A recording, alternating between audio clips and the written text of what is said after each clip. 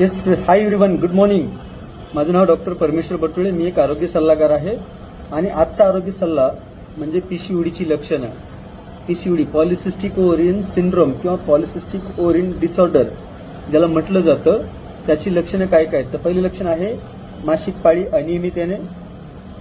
Second आहे चेहऱ्यावर किंवा शरीरावर जास्तीचे केस येणे, म्हणजे अनवॉन्टेड हेअर ग्रोथ ज्याला म्हणतो आपण ते.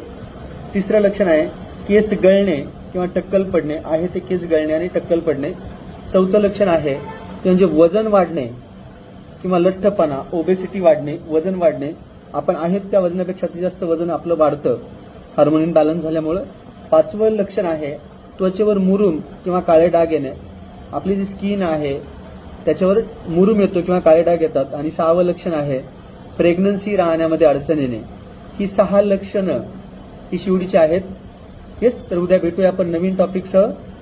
पीसीओडीचे उपाययोजना काय आहेत आणि पीसीओडीला आपण कसं आपल्या लाईफस्टाईलमध्ये इम्प्रूव्हमेंट करून आपण त्याला बरं करू शकतो. येस, तर थँक्यू सो मच.